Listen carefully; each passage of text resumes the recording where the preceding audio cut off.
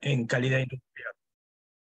Eso, bueno, todo eso es gracias a Joaquín, porque es un intrépido, siempre quiere hacer más y bueno, y cada día está desarrollando nuevos temas y bueno, y que tiene un empuje y hace que todos empujemos, ¿no?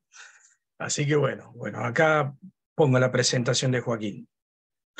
Por favor, dudas, consultas, pregunten, paramos el video, podemos explicar, ¿sí? Algunos temas de la metrología no son tan fáciles, pero no son difíciles. Joaquín explica muy bien, es docente de metrología en la universidad hace muchos años, así que bueno, ahí se los comparto.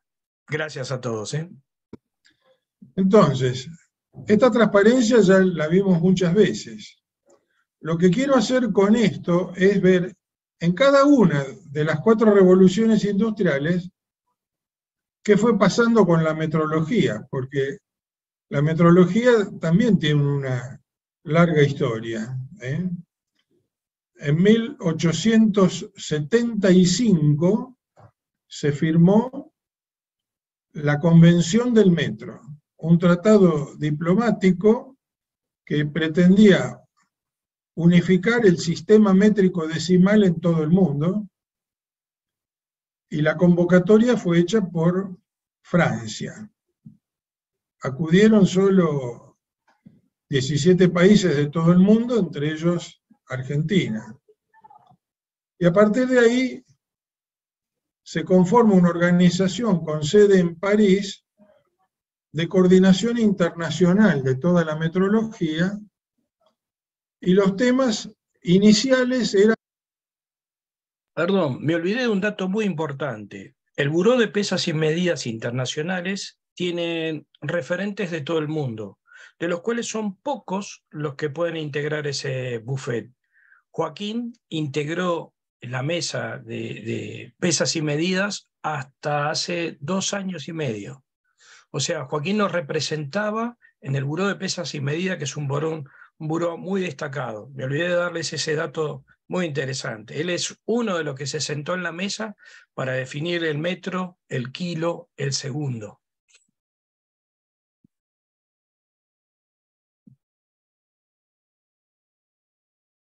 Pesas y medidas, o sea, masas, lo que se pesa, las masas y las longitudes. Las medidas eran de longitud. Entonces, en esta transparencia mostramos que ya en 1799 Francia tenía 1 metro y 1 kilogramo patrón, y en 1875, lo que acabo de comentar, el metro, el kilogramo y el segundo, ¿eh? Luego, ya con la evolución de la organización metrológica, se van conformando comités consultivos de las distintas unidades de medir. Un momentito. Entonces, ya no era solo masa, longitud y tiempo, sino que empezaba a ser lo que venía acompañando a las distintas revoluciones industriales, ¿eh? En 1927 se crea el Comité de Electricidad, y estamos en la segunda revolución industrial, justamente asignada por la irrupción de la electricidad. En 1937 la fotometría y la radiometría. Y así se llega a 1960 con un sistema internacional de unidades conformado por 7 unidades de base: el metro, el kilogramo, el segundo, el ampere, el kelvin, la candela, y en 1971 se agrega el mol, la unidad que reclamaban los químicos.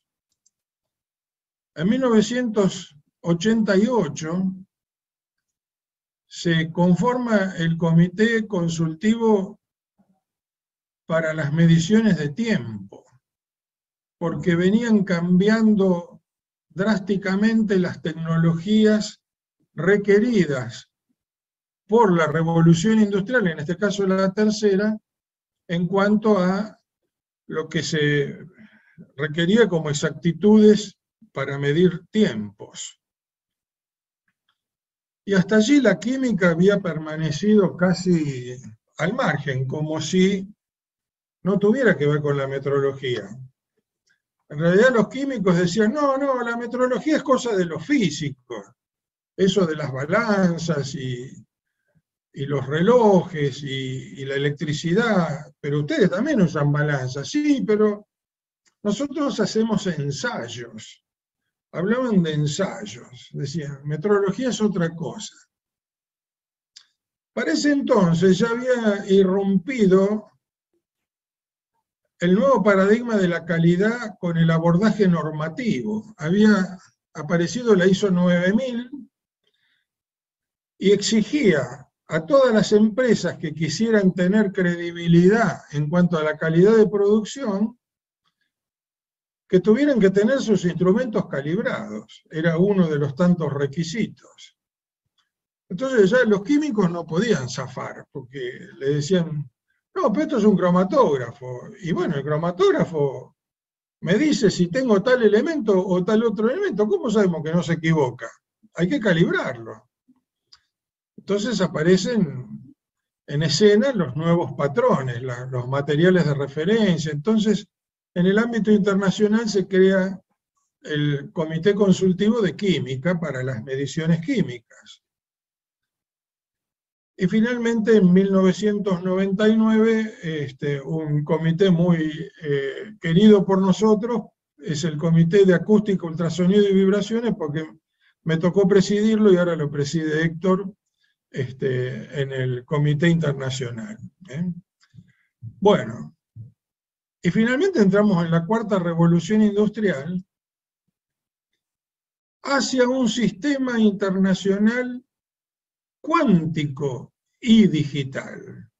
O sea, la cuántica que ya venía irrumpiendo en los nuevos patrones se va consolidando como tecnología primordial en la realización de las unidades como las tenemos definidas y realizadas hoy en día, y también un sistema digital, de cómo es esto de la irrupción de la transformación digital en la metrología, les va a hablar Héctor en la segunda parte. Entonces, bueno, desde el 20 de mayo de 1875, en que se crea la Organización Internacional, firmando la Convención del Metro en París, a los pocos años se tiene una pesa patrón y una regla patrón, una barra patrón. Una pesa conformada por un cilindro de platino e iridio y se dice, la masa de este cuerpo es 1 kilogramo. Para todo el mundo. O sea, todo el mundo depende de ese artefacto físico patrón único. Lo que se tenía en la cabeza era algo que sea único para todos igual. Y como unidad de longitud que venía de ser trabajada desde distintos abordajes, como una fracción de 1/4 de meridiano terrestre, se llega a corporizarlo en los extremos, la longitud que media entre los extremos de una barra, también de platino e iridio, y esos eran los patrones corporizados en esos artefactos. Desde hace muy pocos años, desde el 20 de mayo de 2019, o sea, 3 años, el Sistema Internacional de Unidades no tiene más definiciones que remitan a patrones físicos. No hay más cuerpos patrones, no hay más barra, no hay más pesa, no hay más celda de punto triple del agua como instrumentos o patrones que definen las unidades de todo lo que se mide. Ahora, todas las unidades están referidas a constantes universales. El metro está definido en base a la velocidad de la luz. Esto es algo que resulta un poco difícil de explicar. ¿Cómo es que una unidad se define fijándole el valor a una constante? Bueno, porque tenemos la certeza, o cuasi certeza, de que en el universo hay cosas que no cambian. Y los patrones corporizados en artefactos cambian. La pesa patrón se ensucia, se limpia, entonces su masa aumenta, disminuye. La barra patrón se estira, se contrae. En cambio, la velocidad de la luz en todo el universo, creemos, es siempre la misma. Hasta ahora se han obtenido muchísimas evidencias experimentales de que el postulado de Einstein de que la velocidad de la luz tiene un valor fijo en todo el universo realmente se cumple.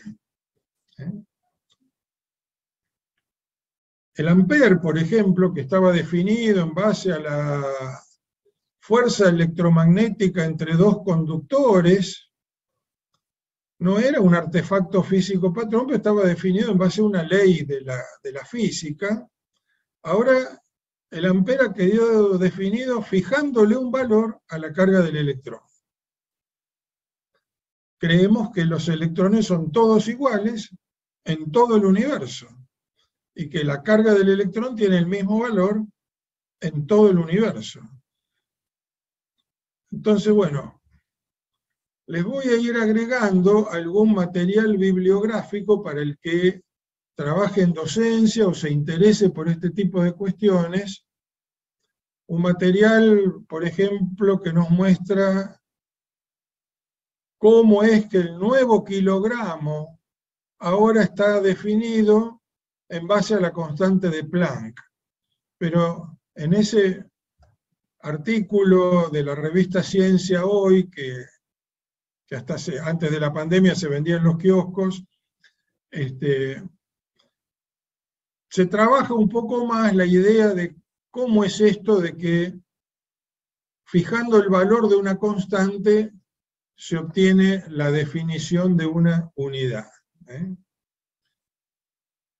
Bueno, y esto ha producido el efecto de que la gente cada vez más se aleja de saber qué son las unidades de medida y se van quedando con las viejas definiciones, porque entender que ahora el kilogramo es la masa de un cuerpo tal que el valor de la constante de Planck adquiere un valor fijo, implica saber qué es la constante de Planck, aparte de saber cómo se relacionan las constantes con las unidades. Entonces,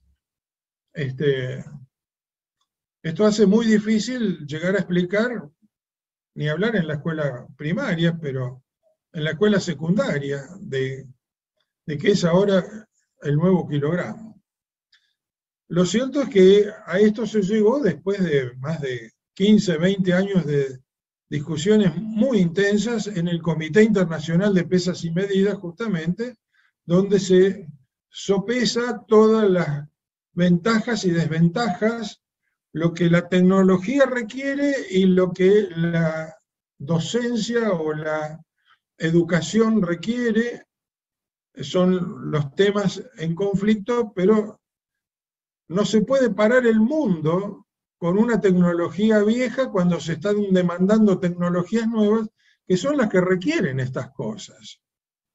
Entonces, detrás de esto se abren varios capítulos de cosas que nosotros enseñamos en el INCALIN, las enseñamos en las carreras de grado de ingeniería industrial, de ingeniería en alimentos, los enseñamos también en los posgrados, en nuestras especializaciones en calidad industrial y en nuestro doctorado en calidad industrial e innovación.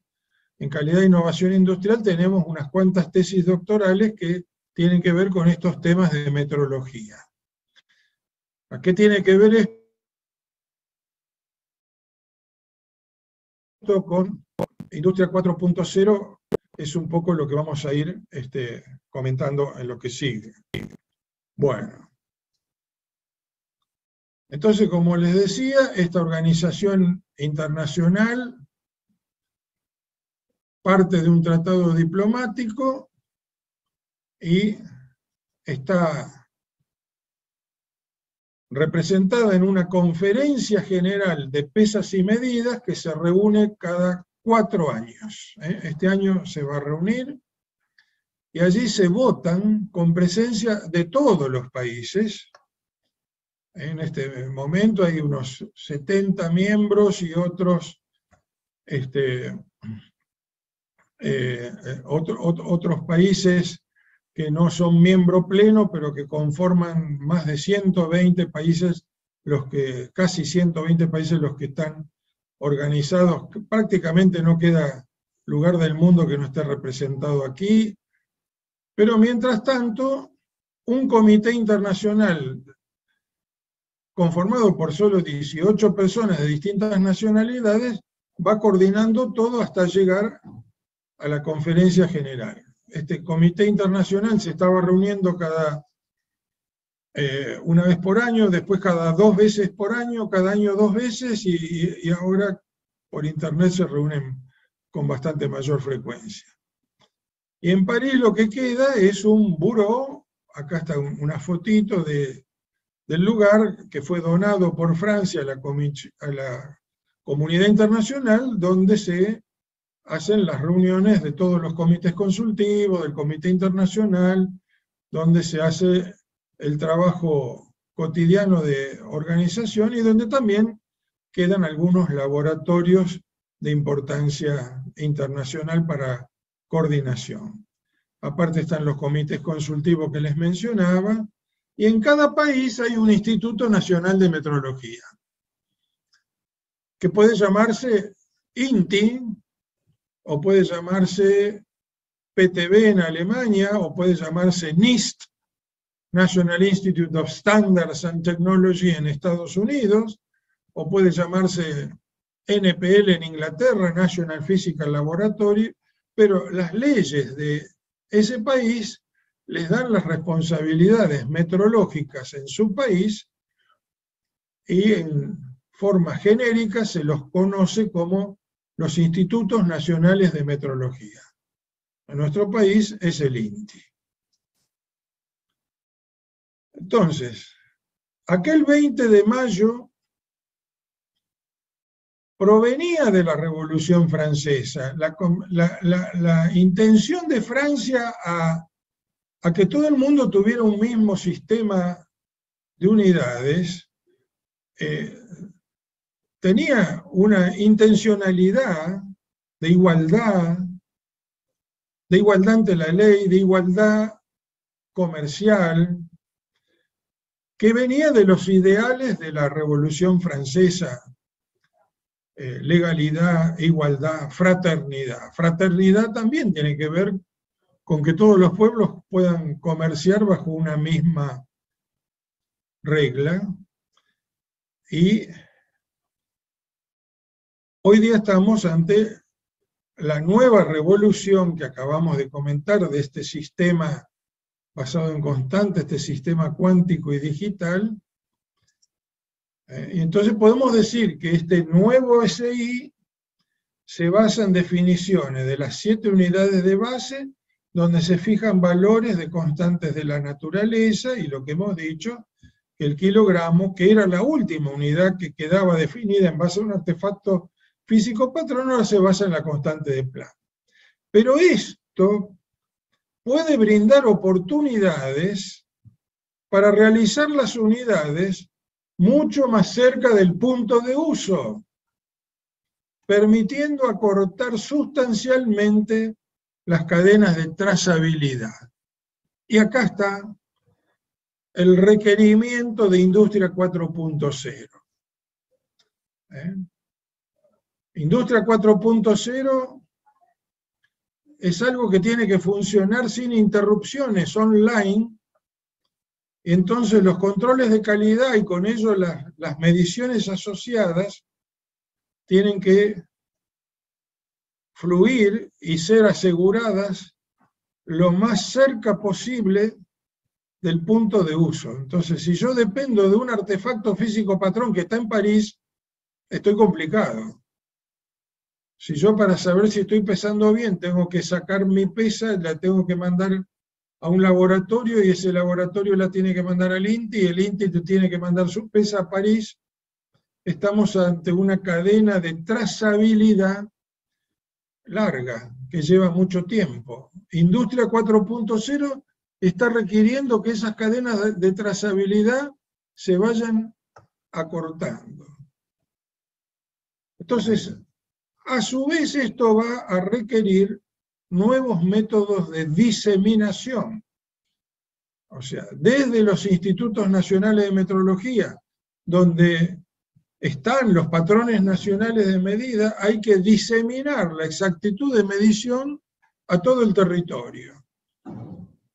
Y a su vez todo esto pendiendo de una coordinación internacional para que unos países y otros tengan confianza en cómo mide cada uno, con qué incertidumbre declarada se mide, y se emiten certificados de calibración que tienen que ver con los negocios internacionales y las posibilidades de exportación.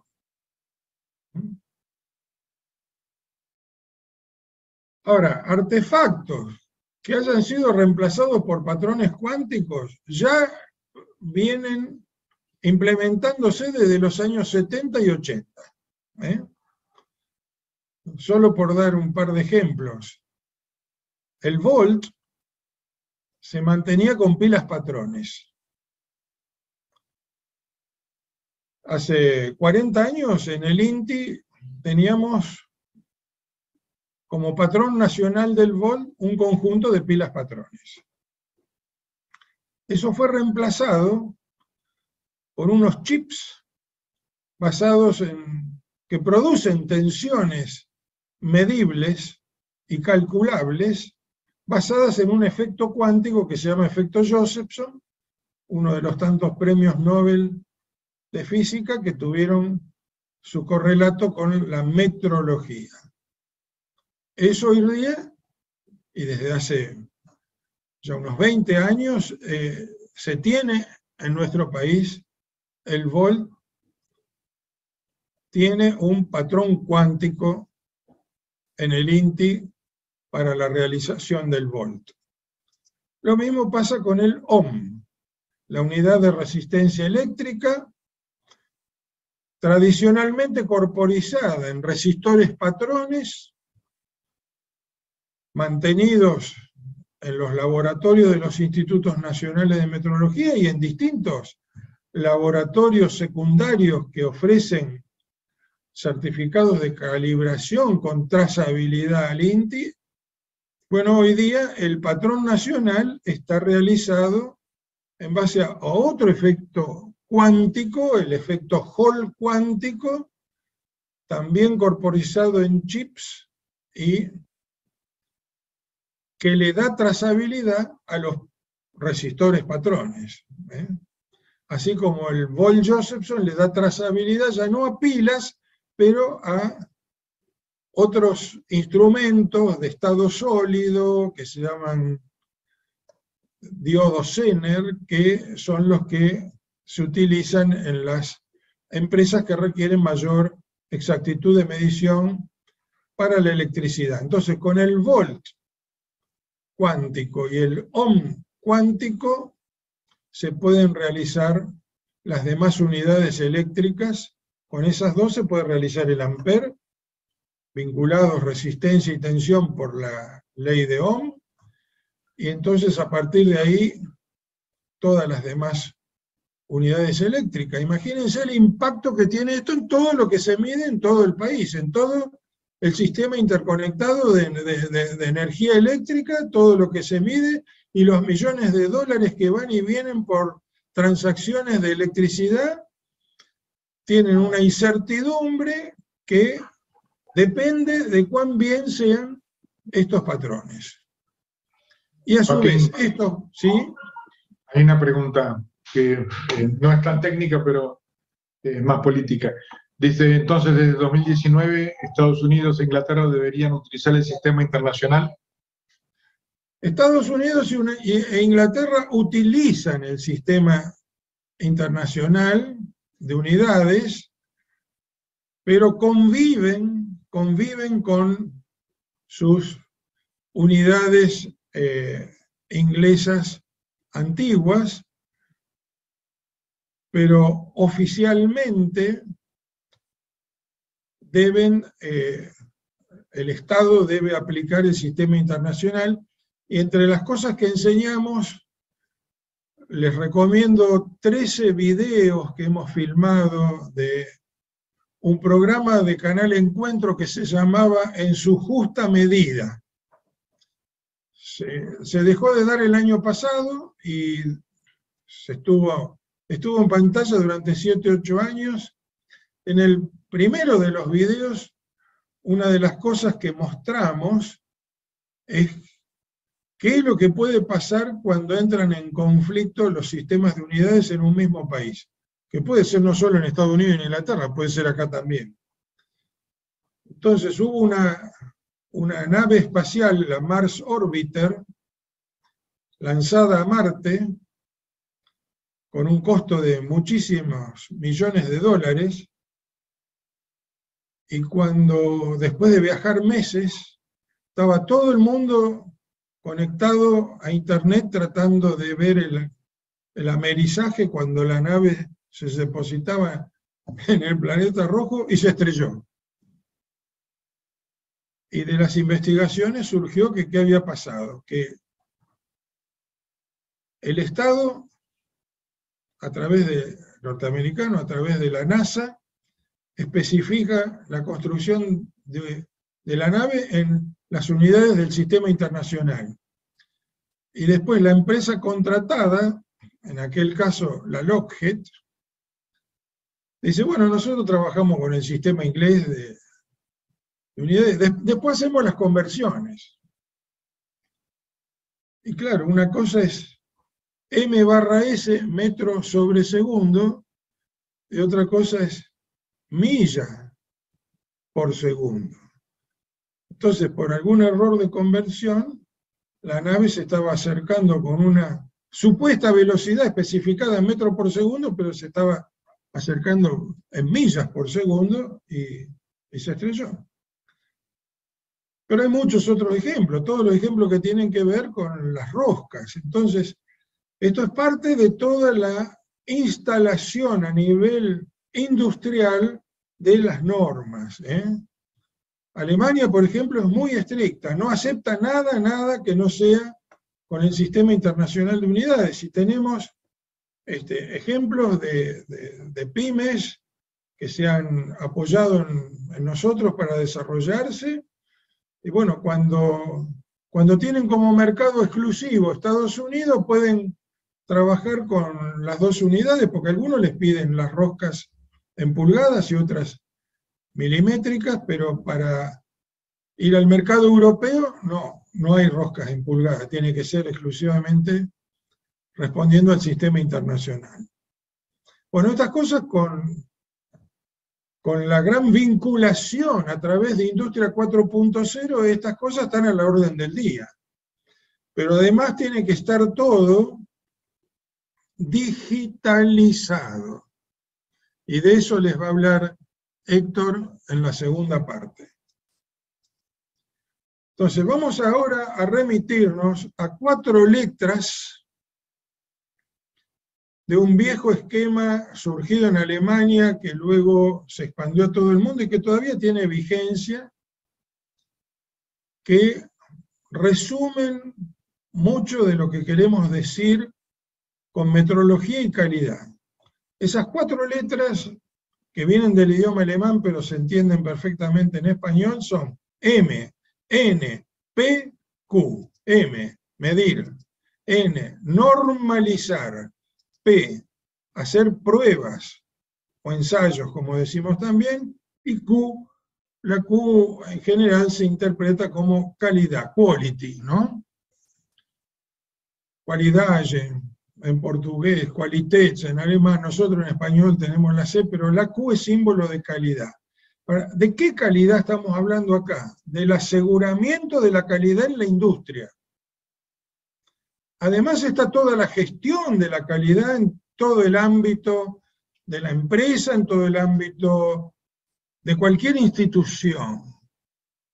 Y eso también es un tema que está siendo objeto de tratamiento por la transformación digital. Pero en la industria, para asegurar la calidad de los productos que se están produciendo, ya desde hace mucho tiempo no se espera más a terminar el producto y después mandarlo al laboratorio de control de calidad. Y si dio mal hay que descartarlo o retrabajarlo. Entonces, ya el concepto de calidad desde el origen está instalado desde hace muchos años. Y desde el origen quiere decir, desde que entra la materia prima, tengo que verificar el cumplimiento de las especificaciones de calidad. Entonces tengo que medir. Y después, a lo largo de toda la cadena productiva, voy instalando puntos de control. Entonces, en cada punto de control tengo que hacer ensayo. Ahí voy leyendo hacia atrás. Para asegurar la calidad tengo que hacer ensayos, P. Y esos ensayos tienen que estar descritos en alguna norma N, que puede ser un protocolo de la propia fábrica o una norma internacional, y eso implica medir M. Entonces, ¿cómo se manifiesta este concepto MNPQ ahora en el contexto de Industria 4.0? De eso vamos a hablar un poco. Lo cierto es que la M nace en el INTI. O sea, la exactitud de medición que se va a diseminar a todo el país depende de los patrones nacionales de cada país. En nuestro caso, de los que tienen en el INTI. Cuando les decía un chip Josephson, un chip de efecto Hall cuántico, bueno, el chip va a muy baja temperatura, como en este laboratorio para la realización del OM cuántico, y para eso se necesita helio líquido, y se necesita irradiar con microondas que tienen que estar con frecuencias vinculadas a los relojes atómicos, etcétera, etcétera. Ahora, ¿cómo es este sistema MNPQ en lo que se llaman las Future Factory? Que ya no son las fábricas del futuro, ya están acá. Estos son nombres que se dieron en la década pasada, lo de la Future Factory. Pero en esta década ya las tenemos aquí. Entonces, las fábricas 4.0 están concebidas en etapas, como vimos en nuestra Learning Factory, donde el producto va circulando o va siendo transportado de otra forma, de una etapa a la siguiente,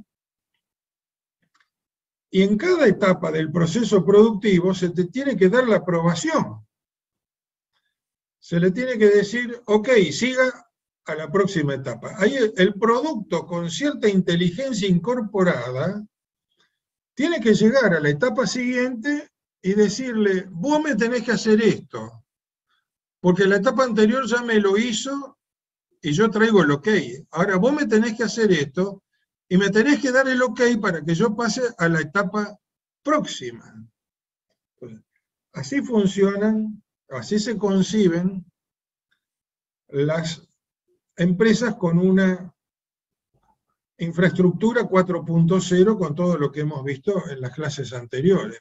Pero esto requiere un control de calidad online. Y esto requiere un MNPQ en la línea. O sea, requiere una metrología en la línea y requiere ensayos online o dentro de la propia etapa para habilitar al producto a seguir a la etapa siguiente. Entonces, esto requeriría de patrones que no estén en París o en el INTI. Entonces, estos son los desafíos metrológicos que se están abordando en la cocina de los institutos nacionales de metrología de mayor importancia del mundo. Acá viene una serie de transparencias sobre qué decían estos institutos nacionales de metrología hace pocos años atrás, qué visión tenían de la metrología en la Future Factory para esta década que empezamos a transitar ahora. Entonces, por ejemplo, en el Reino Unido, el NPL redactaba documentos que decían se ha de requerir una manufactura determinística totalmente automatizada, sensores en toda la fábrica integrados en los sistemas de medición, de esto les va a hablar Héctor también en la segunda parte, sensores integrando datos que provienen de diferentes sistemas,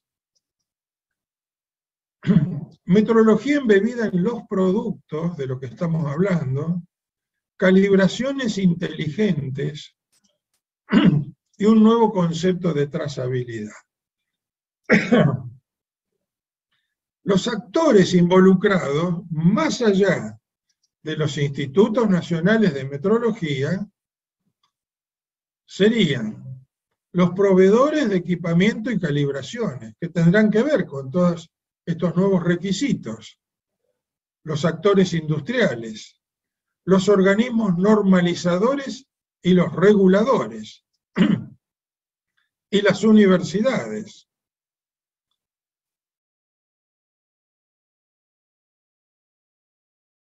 Una tecnología de sensores whole factory a lo largo de toda la fábrica, por ejemplo, con GPS dentro de la propia fábrica, asegurando la interconexión de todos los datos, y una metrología asistida por robótica. Máquinas herramientas, machine tool, por ejemplo, que se calibren a sí mismas periódicamente y que a su vez puedan ser usados como dispositivos metrológicos in situ. Estas son las cosas que nosotros enseñamos en ingeniería industrial, por ejemplo, ¿no? Sensores basados en nanobioquantum. Ustedes van a escuchar hablar que Industria 4.0 está dentro de lo que llamamos tecnologías del conocimiento, que el Ministerio de Desarrollo Productivo tiene una secretaría para las tecnologías del conocimiento donde se otorgan créditos y se promueven programas de desarrollo con tecnologías del conocimiento, que no es solo el desarrollo de software y no es solo Industria 4.0 de los fierros, sino nano, bio y cuántica.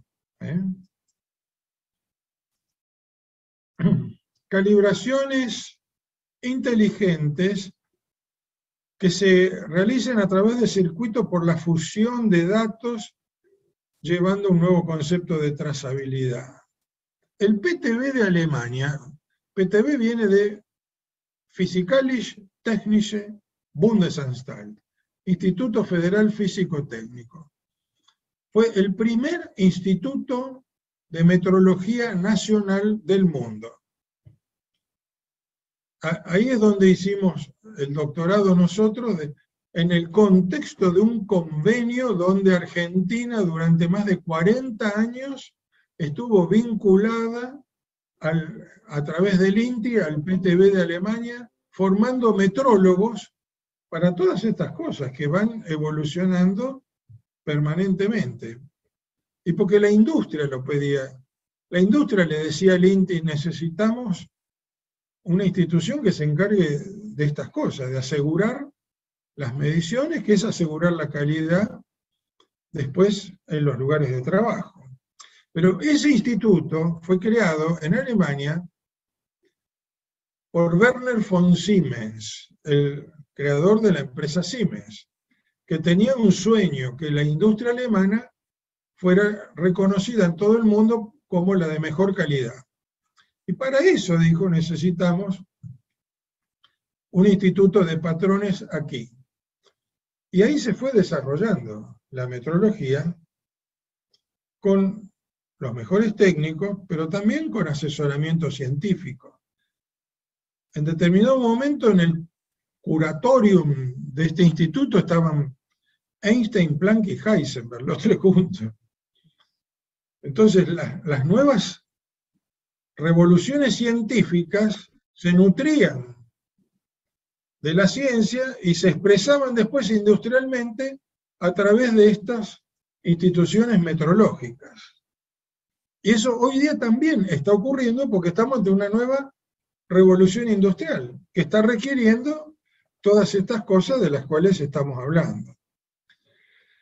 Bueno, en este instituto, pocos años después se copió Inglaterra y creó el National Physical Laboratory, del cual hablamos recién, y un año después el National Bureau of Standards en Estados Unidos, que hoy es el muy conocido NIST, National Institute of Standards and Technology. Esos son los tres más grandes del mundo, después están muchos otros institutos también importantes en China, en Japón, en Canadá. Y bueno, en Latinoamérica tenemos tres faros, que son México, Brasil y Argentina, en una segunda línea de desarrollo metrológico que tiene su correlación con la capacidad de desarrollo industrial. Bueno, ellos preveían para los años que están circulando, aconteciendo ahora, calibración remota o autocalibración, certificación y recertificación remota, mantenimiento remoto, arquitectura de referencia para metrología legal, de esto les va a hablar Héctor, nubes metrológicas, de esto también les va a hablar Héctor. Bueno, y el PTB, por ejemplo, desarrolla sensores, instrumentos y secuencias de medición hasta el llamado instrumento de medición virtual. Hoy día, gemelos digitales. Nos habló algo de gemelos digitales Guitera, el de Siemens, pero viendo como gemelo digital toda una fábrica que tiene un gemelo digital para analizar la conveniencia o no, o cómo funciona una fábrica. Héctor nos va a hablar de gemelos digitales como instrumentos digitales de medición. La sincronización de todo lo que requieren las infraestructuras de 4.0 requiere de tiempos medidos con gran exactitud y validados. Y las estructuras cada vez más pequeñas que se van necesitando para insertar dentro de las líneas de producción requieren de una capacidad de medir en 3 dimensiones, no solo en forma superficial. Cámaras metrológicamente validadas que se puedan adaptar rápidamente a poder arrojar resultados sobre enormes cantidades de puntos de medición registrados a lo largo de una superficie o de un volumen. Y todas las cosas propias de la cuántica, emisión de fotones de a uno, emisión de electrones de a uno, todo lo que va llevando inclusive a tener que superar los límites cuánticos impuestos por el principio de incertidumbre. Bueno, son todas cosas que, para el que le interese, les voy a poner algo de bibliografía también, ya de mayor profundidad, pero son temas en los cuales hemos trabajado bastante y escrito algo. Entonces ahora, como ejemplo de uno de los más importantes instrumentos de medición, que son los relojes, vamos a mostrar cómo va avanzando la necesidad de medir cada vez mejor y finalmente reducir su tamaño. Entonces, ya el planeta nuestro, ¿sí? Antes de empezar con el tema de los relojes, había más temprano una pregunta que decía que escuché hablar hace unos días acerca de la reconsideración del valor del segundo. Seguramente usted algo va a explicar, pero habían preguntado. Ahora entramos en el segundo y termino con eso, cómo no. Gracias por traerlo a colación. Es Héctor el que anduvo dando entrevistas a distintos diarios e instaló el tema en la prensa. Bueno, entonces, nuestro planeta era el reloj. Si uno le pregunta a cualquier persona en la calle qué es un segundo, dice una fracción de minuto, y qué es un minuto, una fracción de hora, y qué es una hora, una fracción del día, y qué es un día, el tiempo que tarda la Tierra en dar una vuelta sobre sí mismo, estar el Sol arriba de todo en el cenit. Bueno, eso no sirve más desde hace mucho, ¿no? Bueno, podrían funcionar los celulares con ese segundo así definido. Entonces, se recurre a propiedades de los átomos que permiten obtener eventos repetibles con mucha mayor exactitud que la rotación de la Tierra, que a su vez cambia a lo largo del año. Entonces, ¿por qué relojes atómicos? A ver, hay que hablar un poquito de cosas que alguna vez habremos escuchado, de qué es un átomo. Entonces, en el átomo concebimos que hay un núcleo y electrones que giran alrededor del núcleo, pero no en cualquier lugar. Los electrones que giran alrededor del núcleo solo pueden estar en determinadas capas con cierta energía. O está en esta órbita con cierta energía, o está en otra órbita, pero en el medio no puede estar el electrón. Entonces, uno puede excitar un electrón para que salte a una órbita superior, y cuando ese electrón quiere volver, pasa algo. A ver, si yo pregunto a los colegas que nos están escuchando, acá arriba tengo un tubo fluorescente. ¿Por qué sale luz del tubo fluorescente? ¿Quién me puede decir algo de por qué sale luz de un tubo fluorescente? Porque la cuántica no está solo en los libros de cuántica o en los laboratorios de la Facultad de Ciencias Exactas. La cuántica está a nuestro alcance de todos los días. Así, hablando, nomás no me escriban porque no estoy viendo el chat. ¿Qué me dirían? ¿Por qué sale luz de un tubo fluorescente?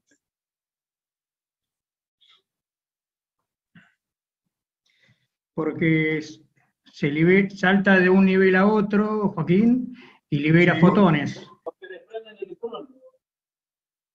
Claro, y quiere decir que dentro del tubo fluorescente tiene que haber átomos.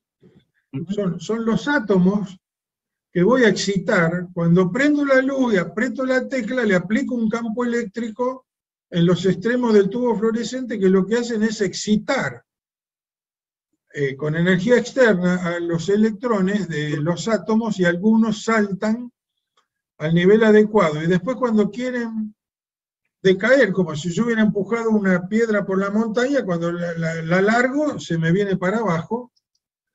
Entonces decae, por ejemplo, del nivel 3 al nivel 2 y emite una energía delta E, que es igual a la diferencia de las energías de esas dos órbitas. Y esa diferencia de energía que es perdida tiene que ser transformada en otra cosa, es transformada tal vez en luz, tal vez en ondas de otro tipo que no sean visibles. De todo el espectro electromagnético tenemos frecuencias muy diversas de microondas, de luz, de infrarrojo, de ultravioleta, de rayos X, de rayos gamma, pero el mecanismo es siempre este mecanismo. Entonces, la diferencia de energía es emitida en forma de paquetes de energía, fotones, dijo acá el amigo, de frecuencia nu. bueno, esto pretende ser la letra nu, y la constante de proporcionalidad entre la energía emitida y la frecuencia de lo que salió es la constante de Planck. Bueno, entonces, con ese mismo esquema, yo puedo pensar que esa frecuencia de oscilación de cada fotón o cada paquete de energía que sale tiene muchos pulsos por segundo. Puede ser una frecuencia muy, muy alta que puede subir y bajar miles de veces de millones en un segundo. Entonces yo puedo redefinir el segundo diciendo, cuente tantas oscilaciones de alguna de esas emitidas que tengo que especificar, del átomo de cesio, de la capa número tal a la número cual, y entonces esa frecuencia de emisión del átomo de cesio me da un número muy grande de oscilaciones con cierto periodo, y digo, ¿y qué es un segundo? Y un segundo es un número muy grande, pero bien determinado, de ese tipo de oscilaciones.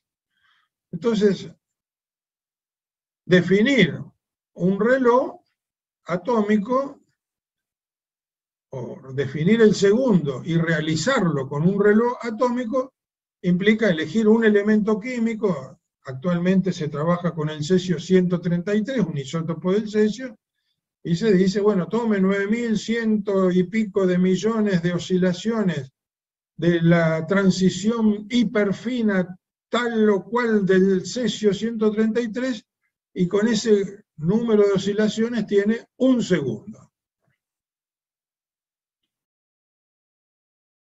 El cesio era lo que se portaba mejor en 1983 y sigue siendo muy bueno, pero ahora están apareciendo otros elementos que emiten no en las microondas como el cesio, sino en el rango óptico, que es todavía más interesante, y entonces por eso se va a redefinir el segundo en 2030, tomando un átomo de otra cosa, que no va a ser de cesio, será de iterbio, será de estroncio, será de aluminio. Esas son las cosas que hoy día se discuten en el Comité Internacional para llegar al 2030 con el nuevo segundo.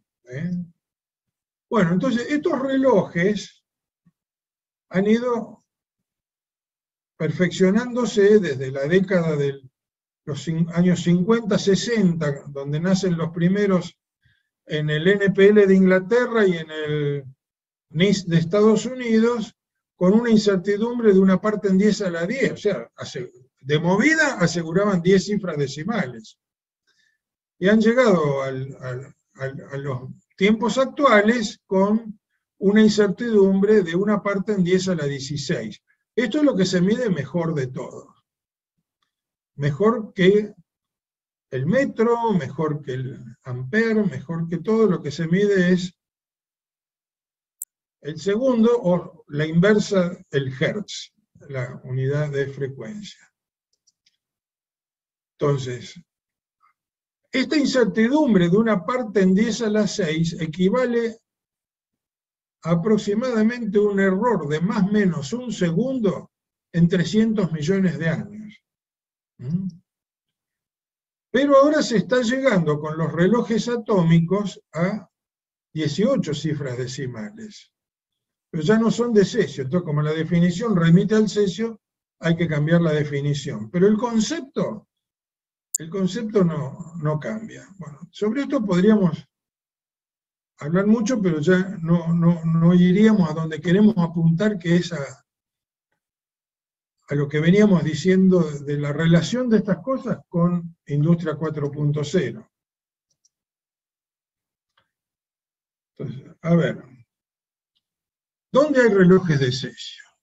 No hay relojes de cesio solamente en los institutos nacionales de metrología. Acá en el INTI tenemos 3 relojes de cesio, en otros institutos del país hay más relojes de cesio. Todos los relojes de cesio, que son unos 400 y pico a lo largo y ancho de todo el planeta, aportan sus datos al Buró Internacional de Pesas y Medidas en París. Desde ahí se coordina y se le dice a cada uno, este relojito suyo atrasa un poco, este adelanta tanto, este atrasa cuánto, en base al promedio pesado de todos los relojes que aportan. Hay relojes mejores, pero no tan extendidos. Hay 7 u 8 relojes que son mejores, pero no están andando permanentemente y aportando datos como estos.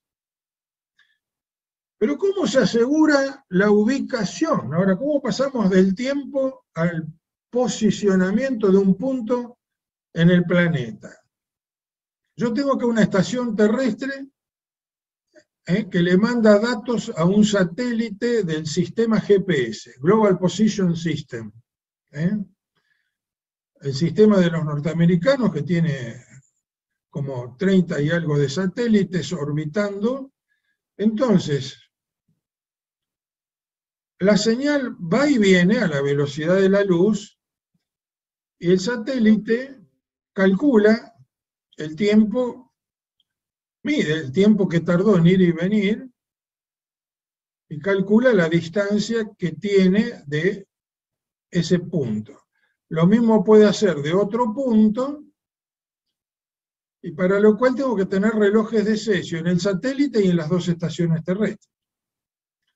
A su vez, el satélite puede medir el ángulo entre una señal y la otra, y teniendo los 2 lados de este triángulo y el ángulo, puedo calcular el lado que me falta y saber a partir de este punto dónde está este otro, desde el satélite. Este otro ahora puede ser algo que se mueve, puede ser un auto. Entonces, cuán bien se determina el posicionamiento depende de los relojes que tengo en los satélites y en las estaciones terrestres. Entonces, para que la gallega en mi GPS me vaya diciendo dentro de 20 metros doble a la derecha, y falta 1 metro y doble a la derecha, y faltan 3 metros y doble a la derecha, y me aparece que faltan 3 metros, quiere decir que tengo que tener una resolución de 1 metro desde los 200, 300 kilómetros de altura donde está el satélite, y eso es posible solo por la existencia de los relojes de cesio.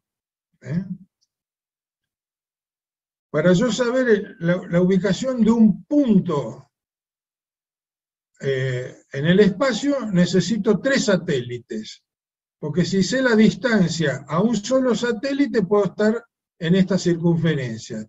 Si sé la distancia a otro satélite en esta otra, entonces puedo estar en A o en B, pero necesito un tercero para saber dónde estoy. Entonces,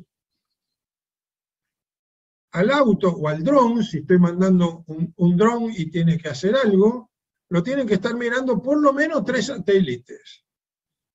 Y es poco, porque se pierde uno y me perdí. Entonces hay que tener 5, 6. Acá, por ejemplo, estoy siguiendo un punto que podría ser en el NIS de Estados Unidos, y me está diciendo cuántos sistemas, cuántos satélites de la constelación GPS lo están viendo en cada momento.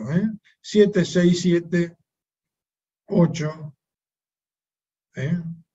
Bueno, 9. Bueno, así se logra todo lo que es la información sobre el posicionamiento. GPS es el de los Estados Unidos. China tiene su sistema propio que se llama Beidou, Rusia tiene el GLONASS y la Unión Europea Galileo. Y además hay correcciones relativísticas, o sea, acá además entra toda la teoría de la relatividad, donde Einstein dijo que ¿qué es la gravedad? Es que cuando un cuerpo está en algún lugar en el espacio, deforma el espacio. Entonces uno se imagina, bueno, que la presencia del planeta Tierra, por ejemplo, deforma el espacio y eso hace que las cosas se atraigan y eso explica la gravedad. Pero Einstein vinculó el espacio con el tiempo y dijo, la presencia de un cuerpo no solo deforma el espacio, sino que deforma el tiempo. Ahí todos se volvieron locos. ¿Qué es eso de deformar el tiempo? Sí, el espacio se contrae cerca de una masa, pero el tiempo se dilata. Esto quiere decir que no es lo mismo el tiempo que voy a medir con un reloj acá que el que voy a medir más abajo o el que voy a medir sobre la Tierra. Entonces tengo que hacer correcciones relativísticas y todo esto hace al funcionamiento actual de la Internet, de los celulares, las compañías telefónicas, cada 3 lazos de sincronismo tienen un reloj de cesio. Bueno, salteo algunas transparencias, que es lo que estaba explicando recién, para ver, bueno, pero acá hay muy pocos relojes de cesio. Entonces yo, para medir bien tiempo en mi fábrica, dentro de la máquina, que tengo que meter un reloj de cesio, y un reloj de cesio cuesta $60.000. Entonces, para responder a estos desafíos, el NIST de Estados Unidos creó el programa NIST on a Chip. Hay que meter todo dentro de un chip.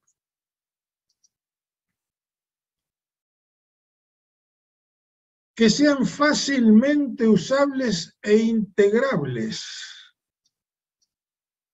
que sean de pequeño tamaño y de pequeño peso y que tengan un consumo de energía muy bajo y que sea robusto. Y entonces desarrollaron esto que está acá, que es un reloj atómico comparable al tamaño de un grano de arroz. Y ese reloj atómico pueden encapsularlo con toda una electrónica asociada y meterlo en una plaqueta, y entonces no con la misma exactitud que un reloj de $50.000, pero con una exactitud muy bien asegurada, digamos de 10 cifras, 12 cifras decimales, por $1.000, $2.000, puede ya empezarse a concebir como algo que se va a ir introduciendo cada vez más en las máquinas. El principio es muy parecido a lo que les conté antes. Los átomos no están en el tubo fluorescente ni en el reloj atómico, los átomos están metidos dentro de una celdita. Esto es muy difícil de construir, pero ahí hay una nube de átomos de cesio, muy hermética, y entonces con un láser le hago pasar luz a través de la nube desde arriba, y con un detector abajo censo la intensidad de la luz que llega. Entonces, ahora empiezo a pulsar el láser, a chopearlo, a mandar pulsos de luz, pero de frecuencias como las que les contaba del cesio, de miles de millones de ciclos por segundo. Entonces los átomos que están ahí adentro empiezan a percibir esas excitaciones y desexcitaciones energéticas y le transmiten la información al sensor que está abajo, y entonces variando variando la secuencia de la pulsación, se puede saber cuándo están siendo excitadas las frecuencias propias de los átomos, que son las que definen actualmente el segundo. Y eso se puede empaquetar en algo como lo que vimos antes, y a partir de esto se pueden hacer muchas otras cosas, muchos otros dispositivos que también permiten medir, por ejemplo, campo magnético, permiten medir corriente eléctrica y varias otras cosas.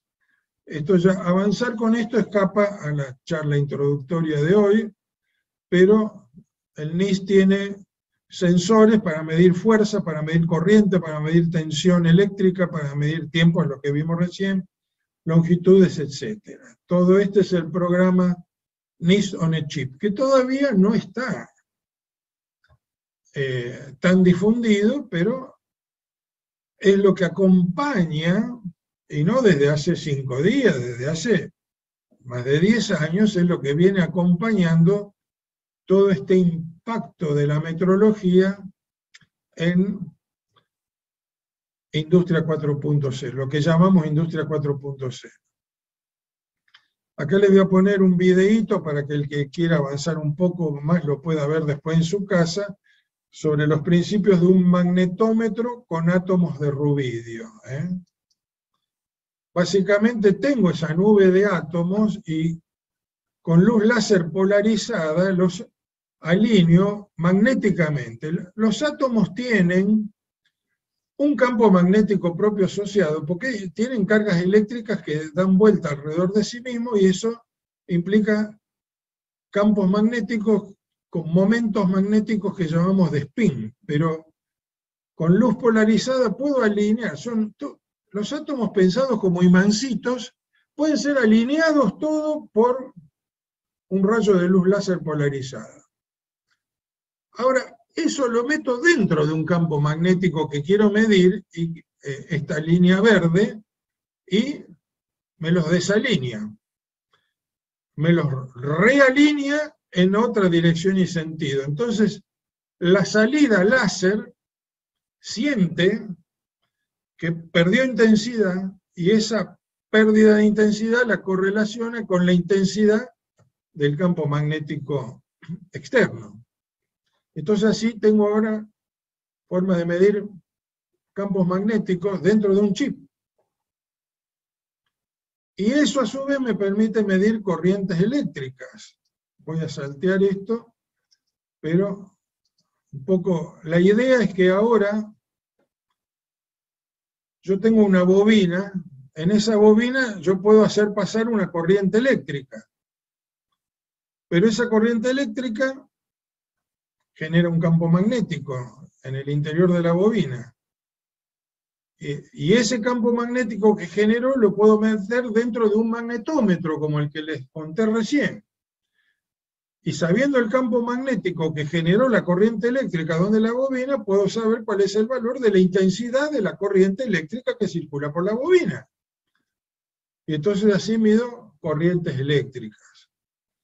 Y metiéndolo en un campo eléctrico puedo medir tensión eléctrica. Y así se va encadenando todo, pero mucho a partir de esta capsulita con los átomos de cesio en su interior y todo lo demás que les estoy contando. Y también hay posibilidades de contar electrones de a uno. Por ejemplo, los japoneses están avanzados con esto, junto con el NPL de Inglaterra. La Nippon Telegraph and Telephone Corporation ha desarrollado un sistema, un chip para contar electrones de a uno, que es otro abordaje a la medición de corrientes eléctricas. Y de todo esto traemos gente que nos cuenta en el INTI. Hoy el INTI está cumpliendo 65 años. Cuando cumplió 60, hace solo 5 años, vino el director del laboratorio de física del NIS y nos ilustró sobre las tecnologías cuánticas y el futuro de la metrología. Bueno, eso es lo que hacemos desde acá y es lo que tratamos de difundir desde el INCALIN, el brazo educativo para todas estas cosas de la Universidad de San Martín y el INTI.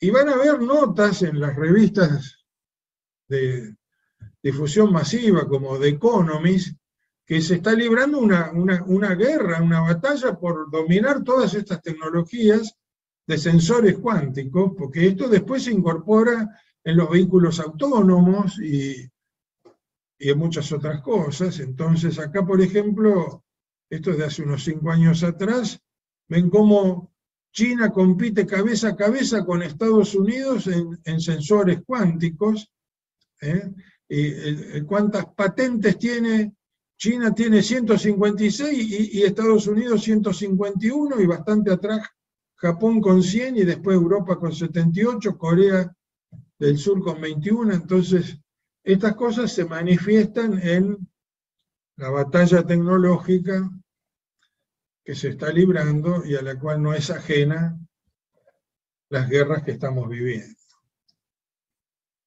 Bueno, finalmente hemos hablado de robótica. La robótica también entra en la metrología, porque hoy hay cientos y cientos, miles de máquinas de medir en todo el mundo, cientos de máquinas de medir automatizadas en nuestro propio país, de máquinas de medir por 3 coordenadas, donde uno pone acá en un lugar la pieza de geometría compleja que quiere medir, y un sensor que acá lo ponemos al costado, que termina en una bolita de rubí, va a venir y va a tocar la pieza y va a hacer pip, pip, pip, pip, pip, X y Z, pip, X y Z, pip, otro X y Z, pip, otro X y Z. Entonces, esa masa de datos va siendo transferida a una computadora, mientras esto se mide en eje X y Z con sus propios errores de traslación, de los carriles, los carros por los que se mueve, y entonces vamos configurando toda una geometría con datos obtenidos así, y esto, por ahí, no sé, Humberto Secchi va a decir que según la definición de robot no es un robot, pero parece un robot. Esto se puede calibrar con otro robot. En INTI Córdoba, no sé si alguno de los colegas está acá, vi que está Pesci, será el hijo que fue director de Córdoba, no sé, pero en INTI Córdoba tenemos un instrumento que se llama Laser Tracer, que tiene una esferita nanotecnologizada muy esférica, y por acá manda un rayo láser. Ese rayo láser puede ir a pegar sobre un espejo que uno pega en la máquina de medir por 3 coordenadas. Ahora le dice a la máquina que se mueva, y el rayo láser sigue los movimientos de la máquina, los transfiere a la esfera los transfiere a un interferómetro, y con eso se va controlando muy exactamente cuánto se movió la máquina, y de esa manera se la puede calibrar. Pero uno programa la máquina, programa el laser tracer y se sienta a mirar a ver lo que pasa. Y lo que está viendo es que un robot está calibrando a otro robot. Entonces, bueno, estas son las cosas que anteceden a los nuevos desafíos. Calibrar los brazos robóticos in situ. Son las cosas que estamos nosotros también empezando a estudiar. Y finalmente vamos a hablar de metrología integrada. De esto no hay mucha bibliografía todavía. Les voy a poner después en la bibliografía un trabajo de Catapult. Catapult es una organización del Reino Unido que concentra toda la investigación tecnológica para la manufactura, en High Value Manufacturing, y estudia los distintos escenarios en su país y en el mundo. Entonces junta gente de distintas universidades e institutos de tecnología, y uno de esos documentos se refiere a metrología integrada. Esto ya tiene 3 años de editado, y traza un roadmap de cómo van a ser los 10 años próximos para la manufactura avanzada con relación a la metrología integrada en los sistemas en el Reino Unido. Y bueno, muy avanzados no están, pero están viendo el estado para poder ver cómo se modifica la situación y se dominan las tecnologías. Entonces, bueno, acá abordan una serie de temas como integración de procesos, análisis y gestión de los datos, desarrollo de sensores, automación y control adaptativo, trazabilidad, verificación y la educación, cómo enseñar todas estas cosas, que es lo que estamos haciendo. Entonces, básicamente hay una serie de palabras clave que tenemos que manejar, que parecen todas iguales, pero no son iguales. Es el vocabulario nuevo que están haciendo para metrología integrada en los sistemas de producción para Industria 4.0. O sea, yo acá tengo un proceso. Este rectángulo es un proceso de manufactura de cierto producto. Entonces tengo componentes, materias primas que entran y un producto final que sale, terminado. En el medio que tengo, estaciones, lo que les mostraba antes, la Future Factory, la etapa de producción esta y la siguiente, y después habrá otras. Entonces, ¿dónde puedo medir? ¿Dónde tengo que medir? Ahí. ¿Pero dónde? Puedo medir en el tránsito entre una etapa y la siguiente,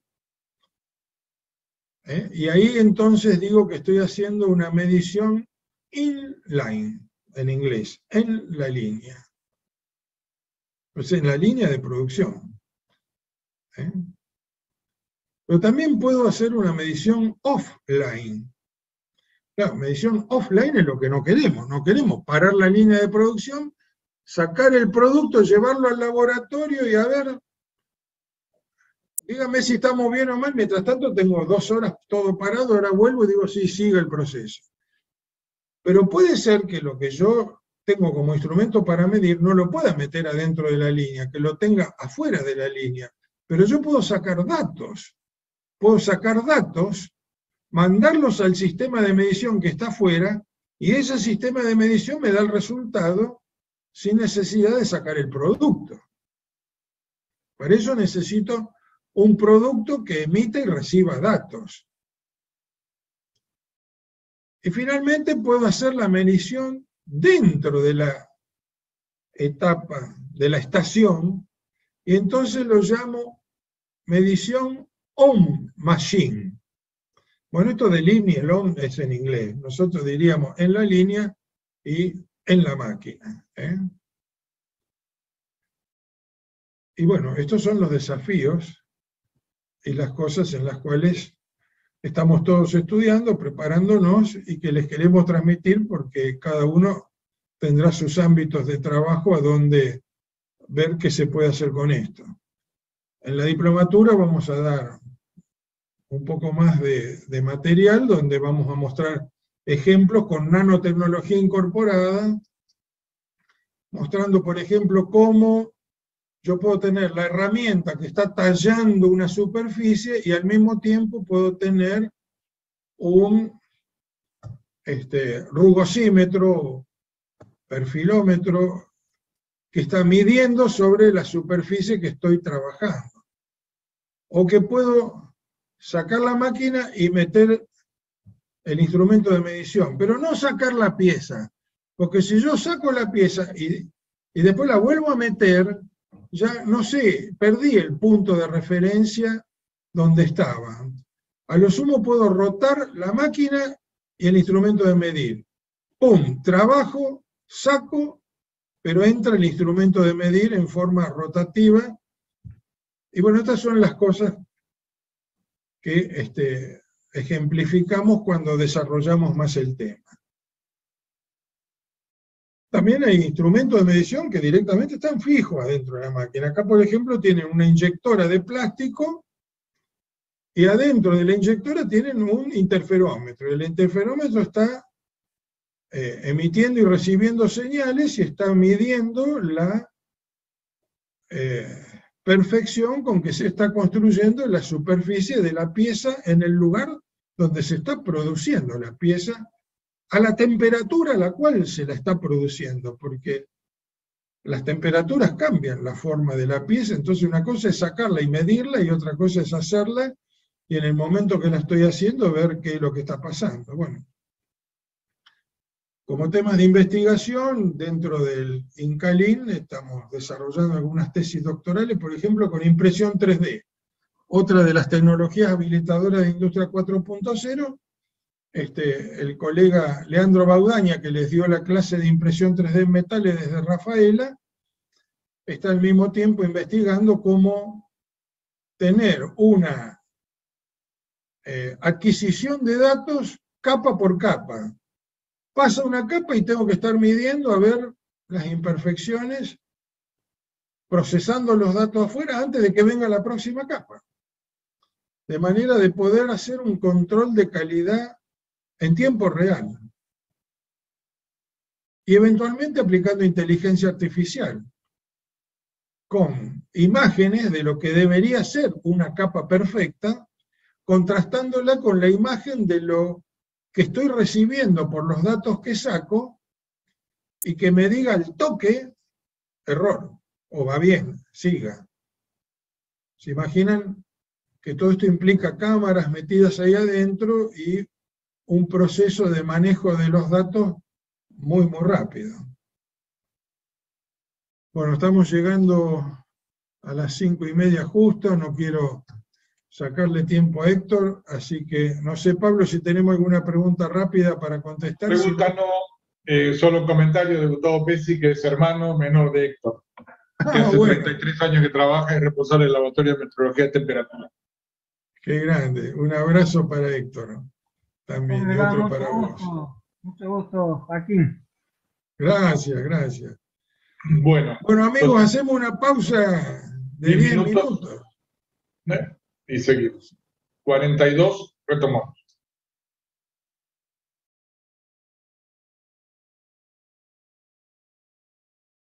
Bueno, ahí concluyó Joaquín toda su ponencia realmente brillante.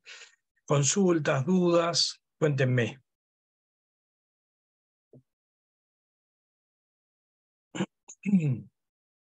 ¿Alguna pregunta sobre lo que estuvimos viendo?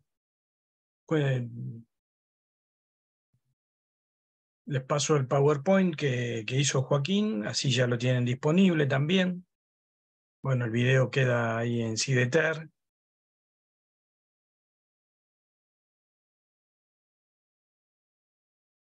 ¿Alguna duda, algo surgió?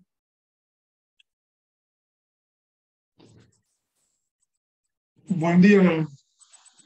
Por nuestra parte, digamos, tenemos un camino largo por recorrer. Sí, sí, sí.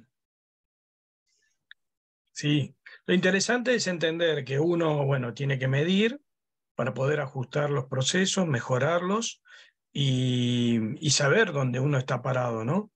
Y si uno lo puede tener en tiempo real, mucho mejor, para no esperar. Otra vez fuimos a visitar una fábrica que, bueno, está encarando la transformación digital. Y nosotros le decíamos, pero no miden acá, no miden allá.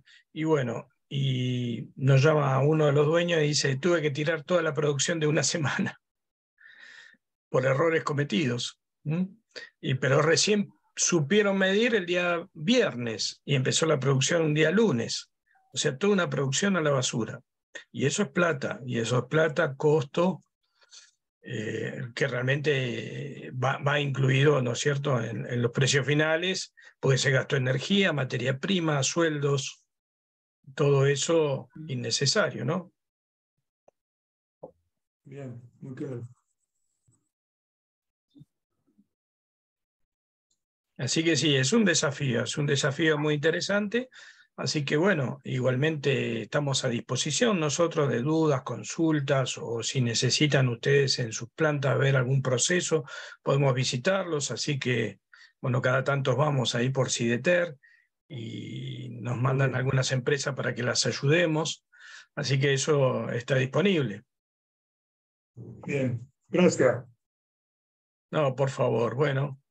Si no hay más dudas, consultas, ya los podemos liberar. Muchísimas gracias por su atención, por compartir este espacio. Y bueno, quedamos abiertos a lo que necesiten, ¿sí? Bueno, Juan contactan a Carlos, través nuestro. muchas gracias por estar No, por y gracias favor. a todos los que se sumaron hoy. Y les Gracias. digo que es un lujo de tenerlo a Joaquín, porque vieron que hay 17 personas en el Buró Internacional. Joaquín era uno de ellos en el mundo. Él estuvo en la definición del metro, el segundo, de la Candela. O sea, realmente es un lujo tenerlo porque él participó en todo este proceso mundial, ¿no es cierto? Y que por eso quería que tener un video de él. Uno puede explicar sinceramente todos estos temas, pero está bueno que lo explique alguien que estuvo adentro discutiendo tecnología, discutiendo soluciones, cómo hacerlo, cómo aplicarlo. Así que es muy interesante. Bueno, un placer realmente compartir con ustedes. Gracias. Gracias a todos. Saludos, ¿eh?